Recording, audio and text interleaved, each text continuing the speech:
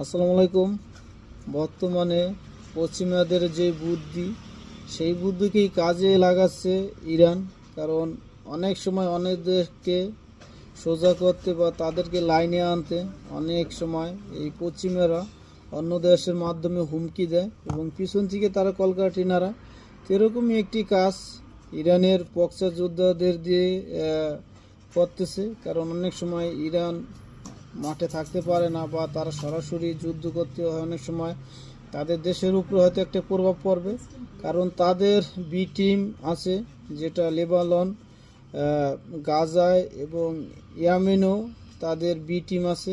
তাদেরকে দিয়ে বর্তমানে তারা একটি বার্তা দিয়েছে সব দেশকে, বিশেষ করে যারা শিপিং বিজনেসের সাথে জড়িত শিপিং কোম্পানিকে তারা সরাসরি বলছে যে যারা সরাসরি ইসরায়েলকে যারা সহযোগিতা করবে এবং বীর ভাইদের বিরুদ্ধে যারা প্রকাশ্যে এবং অপ্রকাশ্যে যারা ক্ষতি করবে, তাদের যত ধরনের ব্যবসায়িক জাহাজগুলোই আরব সাগর দিয়ে যাবে সেগুলোকে তারা গুড়িয়ে দেবে। সেই সাথে তারা ইসরায়েলকেও একটি বার্তা দিয়েছে যে ইসরায়েলের গুরুত্বপূর্ণ বন্দর তেল আবিবের বেনগুরিয়ন, সেখানে তারা হাইপারসনিক ক্ষেপণাস্ত্র হামলা দেওয়ার ঘোষণা দিয়েছে।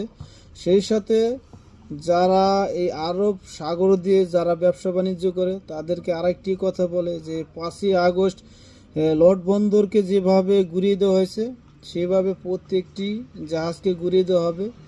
আর যারা এই বীর ভাইদের বিরোধিতা করবে বা তাদের ক্ষতি করবে, হোক সেটা আরব দেশ হোক কোনো মুসলিম দেশ বা পশ্চিমা যে কোনো দেশই হোক, তারা এই বার্তা দিয়েছে। কারণ এই ধরনের বার্তা অতীতে তারা দেয় নাই। আর এই আরব সাগর দিয়ে এতদিন যত জাহাজ চলাফেরা করছে কোনো জাহাজেরই তারা কোনো ক্ষতি করে নাই, কিন্তু বর্তমানে তারা একটি বার্তা দিয়েছে।